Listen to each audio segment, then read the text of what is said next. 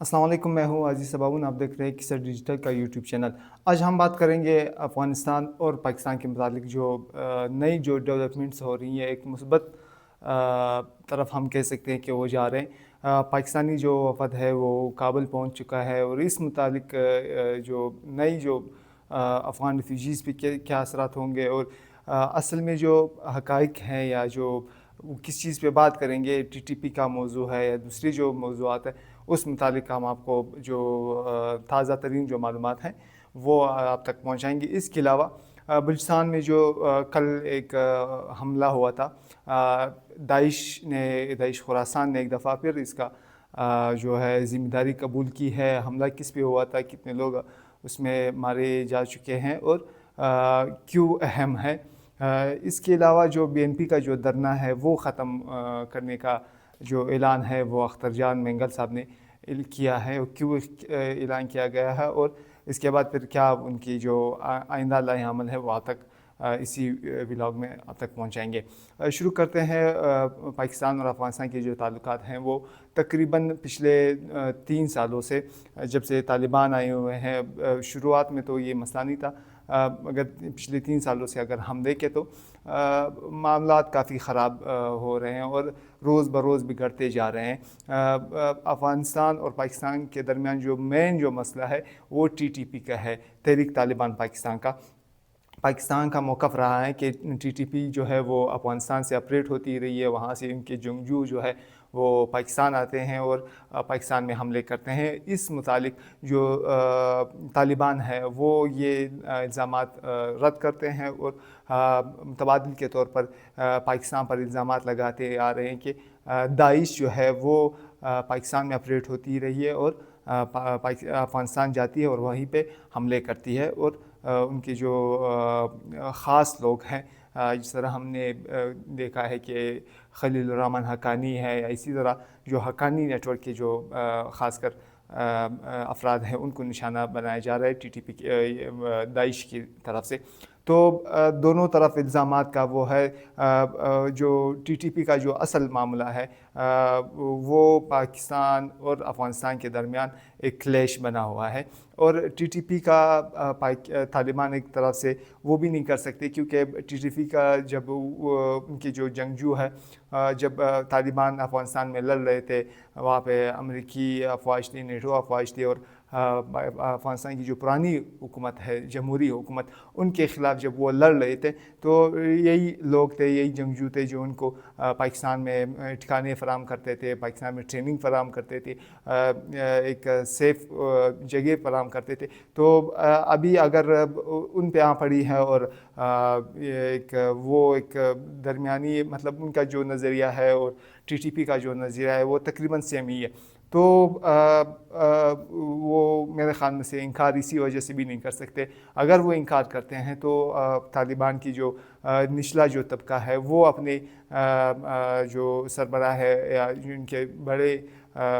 وزیر ہے تو ان پہ وہ سوالیہ نشان کریں گے کہ جب ہم وہاں پہ تھے تو یہ ہماری قومت کرتی تھی، مدد کرتی تھی، امداد فراہم کرتے تھے، اب وہ اگر وہ کر رہی ہے تو وہ بھی ہمارا ہی نظریہ ہے، وہ بھی اسلام کا نام استعمال کرتے ہیں۔ تو اختلافات، اپنی درمیان اختلافات پیدا ہونے کے خطر سے بھی، اور اپنے تعلقات یا ان کا جو نظریہ ہے وہ بھی رکھنے کی وجہ سے ان کے آڑے آ رہے ہیں اور وہ انکار نہیں کر سکتے، مگر وہ برملا مانگتے بھی نہیں ہے کہ جو ٹی ٹی پی ہے وہ افغانستان میں ہے یا نہیں ہے، یا مطلب وہ یہ نہیں کہتے کہ افغانستان میں ٹی ٹی پی کا وجود ہے یا افغانستان سے وہ آپریٹ ہوتے آ رہے ہیں۔ ایک طرف اگر صرف پاکستان ہے تو دوسری طرف جو انٹرنیشنل جو ادارے ہیں یا مختلف ممالک ہیں وہ بھی یہ الزامات لگاتے آ رہے ہیں کہ افغانستان میں طالبان کے آنے کے بعد جو تنظیمیں ہیں، مسلح تنظیمیں، اس میں کافی تیزی دیکھنے کو ملی ہے۔ اور اس کے علاوہ سب سے اہم بات، جو بی ایل اے کا جو وہ ہے وہ بھی پاکستان بارہا افغانستان پہ وہ الزامات لگاتے آ رہے ہیں. اور ابھی ریسنٹلی کل ہی جو ایک امریکن اخبار تھی واشنگٹن پوسٹ, انہوں نے بھی اس کی تصدیق کی ہے کہ امریکہ کا جو اسلحہ تھا وہ اب پاکستان میں وہ استعمال ہوتے آ رہے ہیں. اس متعلق جو ٹرمپ ہے انہوں نے بھی کہا ہے کہ جو اسلحہ وہ چھوڑ کے گئے ہیں افغانستان تو وہ ہر حال میں وہ لے کے رہیں گے. اور جواب میں جو طالبان کا ترجمان ہے ذبیح اللہ مجاہد صاحب, انہوں نے یہی جواب دی ہے کہ جو بھی افغانستان آئے گا تو ان کا مقابلہ اسی اسلحے سے کیا جائے گا. تو ایک سچویشن یہ بنتی آ رہی تھی کہ دونوں طرف سے ایک جو ہم کہہ سکتے ہیں کہ لوہا گرم تھا, دونوں طرف سے الزامات لگ رہے تھے. ابھی جب یہ نئی ڈیولپمنٹ ہوئی ہے امریکن اسلحے کی تو پاکستان کا جو موقف ہے وہ کسی حد تک تائید ہو رہی ہے. اور طالبان کا یہ الزام لگاتا آ رہا ہے کہ یہ پرانے وقتوں سے, جب سے یہ افغانستان میں جنگ چلا آ رہا تھا تب سے یہ اسلحہ جو ہے وہ بلیک مارکیٹ میں دستیاب ہے, اور جو لوگ ہیں وہ بلیک مارکیٹ میں بیچتے آ رہے. ان کے آنے کے بعد افغانستان میں یہ اسلحہ کا جو ترسیل ہے وہ کسی حد تک بند ہوئی ہے اور امریکن اسلحہ انہی کے ہاتھوں ہے. تو جو حالات جو ہے وہ ابھی پاکستان اور افغانستان کے درمیان ایک مثبت طرف ہم اس وجہ سے کہہ سکتے ہیں کہ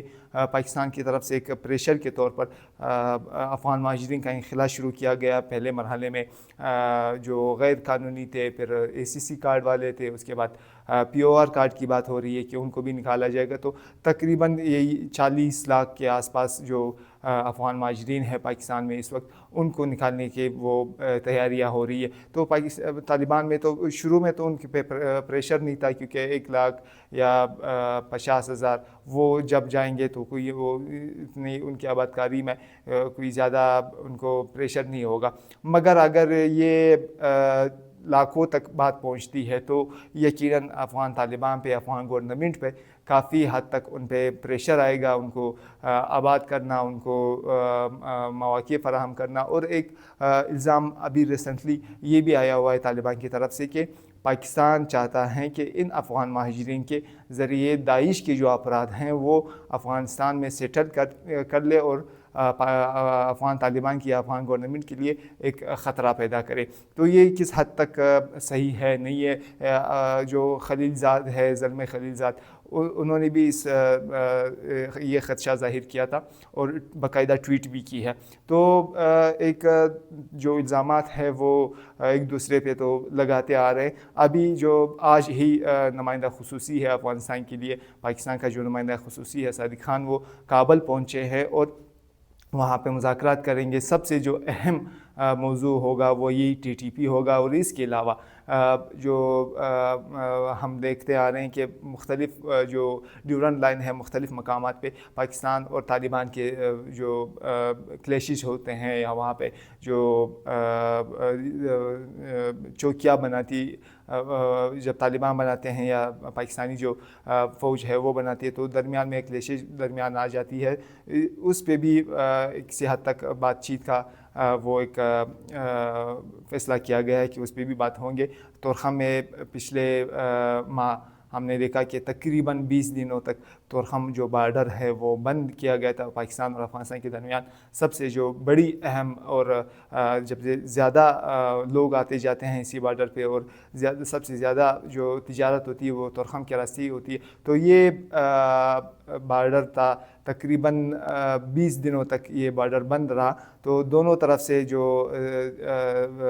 تاجر تھے ان کو کافی زیادہ نقصان ہو رہا تھا, اور ایک اندازے کے مطابق روزانہ کی بنیاد پر $3 ملین کا نقصان تاجروں کو ہو رہا تھا, چاہے وہ افغانستان کی طرف ہو یا پاکستان کی طرف ہو. تو ان چیزوں پہ بات چیت کے لیے ابھی جو مذاکرات ہیں وہ شروع ہوئے ہیں. ابھی صادق خان اپنے جو ٹیم ہے وہ لے کے گئے ہیں. سننے میں آ رہے ہیں کہ ان کے ساتھ جو انٹیلیجنس جو افراد ہیں وہ بھی جا رہے ہیں, اور فوجی جو نمائندے ہیں فوج کی طرف سے وہ بھی جا رہے ہیں, اور اسی طرح حکومتی جو افراد ہیں وہ بھی اس ٹیم کا حصہ ہوں گے. دوسری طرف سے بھی ابھی خبریں آنا شروع ہوئی ہیں کہ اس دورے کے بعد جو طالبان کا جو ایک وہ ہوگا ڈیلیگیشن ہوگا وہ اسلام آباد پہنچے گا, اور یہ خبریں بھی ہے کہ 20 یا 19 اپریل کو وزارت جو خارجہ ہے, جو ڈپٹی وزیر اعظم بھی ہے اسحاق ڈار, ان کے سربراہی میں ایک وفد جو ہے وہ کابل پہنچے گا, اور اسی موضوعات پہ جو بات چیت ہے وہ آگے بڑھے گا. بات کرتے ہیں بلوچستان کی. بلوچستان میں کل ایک حملہ ہوا تھا, ریموٹ کنٹرول بم ایک تھا. یہ جو پولیس تھے وہ جا رہے تھے کوئٹہ سے مستونگ کی طرف, تو دشت کے مقام پہ جو ایک کوچ میں بیٹھے ہوئے تھے تو ان پہ ایک حملہ ہوا, دھماکہ ہوا. دھماکے میں تقریباً 3 جو پولیس اہلکار تھے وہ جاں بحق ہوئے, اور 18 سے زائد جو ہے وہ 19 اہلکار بتائے جا رہے وہ زخمی ہوئے, اور 2 کی جو حالت ہے وہ نازک بتائی جا رہی ہے. یہ حملہ, اس حملے کی جو ذمہ داری ہے وہ داعش خراسان نے قبول کی ہے. داعش خراسان کا جو حملے ہیں وہ مستونگ کے آس پاس علاقوں میں ہم شاہد رہ چکے ہیں, رپورٹ کر چکے ہیں کہ چاہے وہ سراج رسانی کا جو واقعہ ہوا جب الیکشن ہو رہے تھے 2018 میں, تو ایک حملہ ہوا, اور سراج رسانی جب وہاں پہ جلسہ کر رہے تھے تو اس میں تقریباً 100 سے زائد افراد جو ہے وہ اس میں نشانہ بنے. اسی طرح مستونگ جو ہے یا مستونگ کے آس پاس جو علاقے ہیں وہ انہی مذہبی اور جو قومی مسلح تنظیمیں ہیں ان کا گڑھ سمجھا جا رہا ہے, اور یہاں پہ جو مسلح جو افراد ہے وہ کافی ایکٹیو بھی ہے. تو اسی وجہ سے یہ جو دھرنا تھا BNP کا اختر جان مینگل کا لکپاس ٹنل پہ, وہاں پہ بھی ایک خودکش دھماکہ ہوا, اور یہ جو ایریا ہے وہ ایک حساس ایریا سمجھا جاتا ہے, اور شاید یہی وجہ ہے کہ اختر جان مینگل صاحب نے آج اعلان کیا ہے کہ وہ جو دھرنا ہے وہ ابھی انہوں نے ختم کرنے کا اعلان کیا ہے, اور باقاعدہ سے جو تحریکیں ہیں یا جو مظاہرے ہیں, جو مظاہروں کی کال لی ہے 18 اپریل کو جو ہے وہ مستونگ میں شروعات کی ہے, اسی طرح پھر پنجگور, تربت, یہ گوادر, خاران, حب, غوزدار, سبی, ان علاقوں میں انہوں نے جو ہے وہ احتجاجی ریلیوں کی کال لی ہے, اور اپنا جو دھرنا ہے وہ ختم کرنے کا اعلان کیا ہے. ابھی جب میں سن رہا تھا اختر جان مینگل صاحب کی جو پریس کانفرنس تھی آج 12 بجے انہوں نے رکھی تھی, تو وہ کہہ رہے تھے کہ 18 اپریل کو ہی مستونگ کا جب احتجاج وہ دھرنا یا احتجاج کریں گے, احتجاجی جو ریلی ہے وہ نکالیں گے, اس کے بعد وہ اپنی پارٹی کی جو قیادت ہے وہ کوئٹہ میں بلائیں گے, اور وہیں پہ ایک فیصلہ بھی کریں گے کہ وہ آئندہ کا لائحہ عمل کیا وہ اختیار کرتے ہیں. تو آئندہ کا لائحہ عمل بھی اس پہ وہ کہہ رہے کہ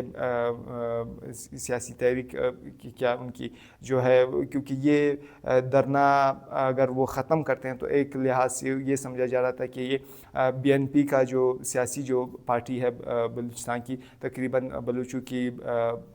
سب سے بڑی پارٹی ہم کہہ سکتے ہیں, تو یہ ایک سیاسی موت ان کی ہو سکتی ہے, کیونکہ ایک طرف سے جو عام جو بلوچ افراد ہے وہ جو مارنگ بلوچ کے پیچھے ہے یا BYC کی جو ہے وہ ان کو زیادہ فالو کرتے ہیں. اگرچہ مارنگ بلوچ یا BYC جو ہے وہ اسمبلیوں کے لیے سیاست نہیں کرتی, مگر یہ جب سے مارنگ بلوچ ایکٹیو ہوئی ہے, BYC کے جو ممبران ہیں وہ ایکٹیو ہوئے, تو بلوچ سیاسی جو پارٹیاں ہیں ان کی فین فالوئنگ میں ان کی جو بیانیہ ہے وہ کسی حد تک بلکہ زیادہ تک کمزور ہوئی ہے. تو اگر اختر جان مینگل صاحب یہ دھرنا ختم کرنے کا اعلان کرتے ہیں تو اس پہ جو سیاسی موت جو ہے اس پہ یہ مہر ثابت ہو سکتی ہے. بہرحال انہوں نے اعلان کیا ہے احتجاجی ریلیوں کا، اور 18 اپریل سے وہ مستونگ سے وہ شروع کرنا چاہ رہے ہیں، اور اسی دن وہ اپنی پارٹی کی جو قیادت ہیں وہ انہوں نے کال لی ہے، وہ کوئٹہ میں بیٹھیں گے، اور آئندہ کا کیا لائحہ عمل ہوتا ہے، وہ کیا فیصلہ کرتے ہیں، وہ بھی آپ کے ساتھ ہی شیئر کرتے ہیں۔ آج تک کے لیے اتنا ہی، تو آئندہ کے لیے جو ہمارا جو یوٹیوب چینل ہے وہ ضرور سبسکرائب کرے، تاکہ آئندہ کی جو نئی اپڈیٹ آتی ہے، چاہے بلوچستان کے حوالے سے ہو، افغانستان کے حوالے سے ہو، خیبر پختونخوا کے حوالے سے ہو، وہ ہم آپ تک اسی چینل کے تھرو پہنچانے کی کوشش کرتے رہتے ہیں۔ ہمیں اپنی رائے سے ضرور آگاہ کیجیے۔ شکریہ۔